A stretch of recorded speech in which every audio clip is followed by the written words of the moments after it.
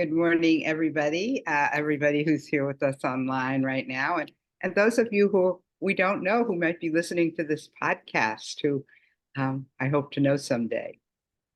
So, our topic of the week is this view, which is everything happens for a reason. So, I believe this for a lot of my life because after my first very formative meditation retreat in 1978, it ended with this experience. And I'm going to read you from something I wrote probably a couple of decades later. Quote, "Suddenly, I intuitively received what I had been seeking my entire life. I understand life and my part in it. This experience is difficult to remember and describe because it is an experience that exists beyond words. Everything makes sense. There is a universal plan or pattern to which I am intricately connected. I am meant to be here just as I am. Everything is meant to be just as it is." So that's the end of what I wrote about that retreat. But now I reread these words now, and as I prepared for giving this talk, I'm not sure I agree with all the content, but I am pretty sure that this insight really served me well. So, unrelated to that, I am doing this wild thing of rereading all my journals, and I'm still back in the early 1970s. And what I read to myself is that I realized what I read, there's a lot to reflect on. Wow. However, the part that seems most relevant to this talk is, in addition to all the good things that were going on, because there are some very exciting things going on, I also felt a lot of confusion about my life direction. But really, what sort of bothers me the most was how much I put myself down. How much I judged myself, how bad I felt about myself.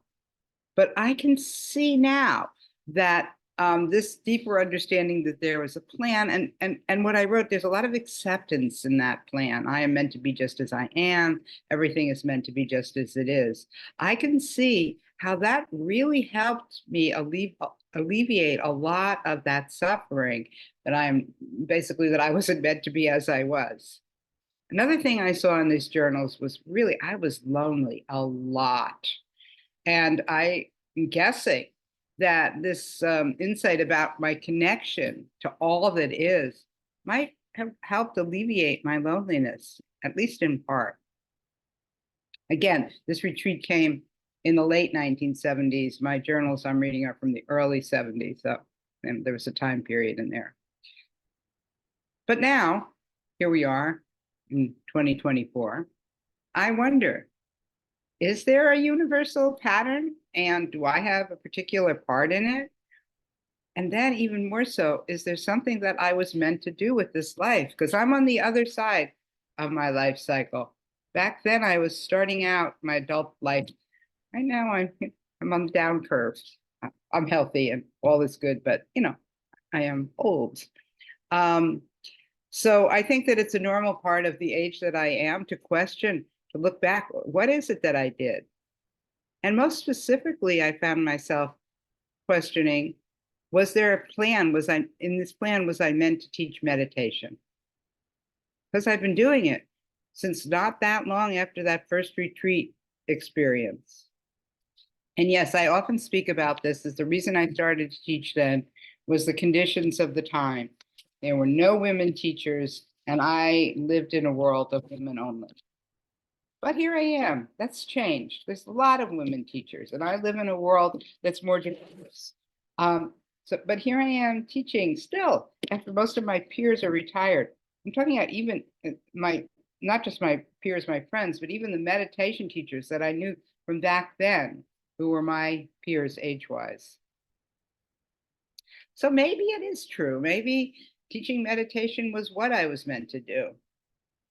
It can seem like there's something, almost a force, that's propelled me this way for decades. But back to that view, everything happens for a reason. I tend to think about it sort of in reverse. Things happen, and we find out, hopefully, how to most skillfully respond and react.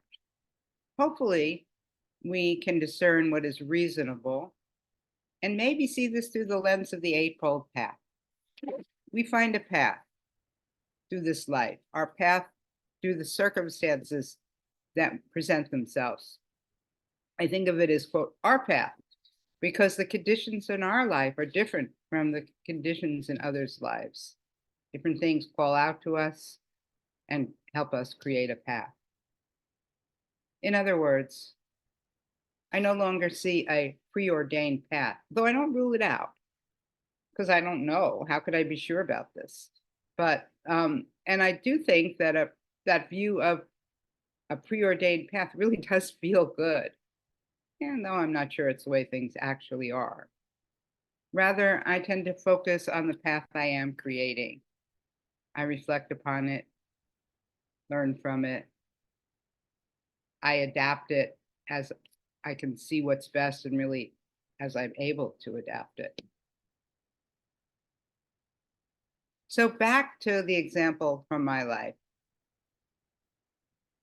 Back in the late 1970s, conditions called me to teach, and somehow this felt right to me.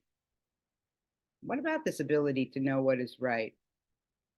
It really helps guide me on a path, and it really has developed, and I believe through meditation and with maturity, aging.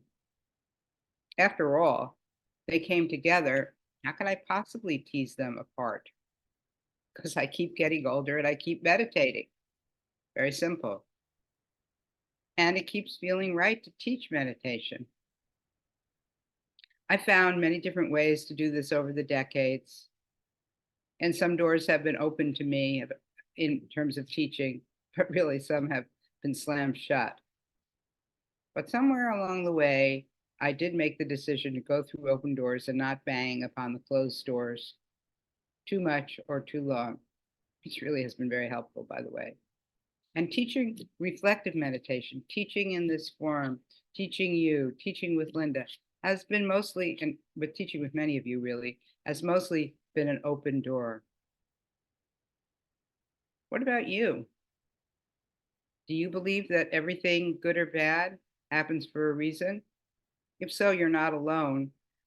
There's a research study, take research perhaps with a grain of salt, that says that 78% of respondents across all personality types believes that things happen for a reason. As I know, I've already said, I no longer believe it quite this way. But I also don't believe it matters so much whether you have this view or not, because after all views are provisional and they shift and change.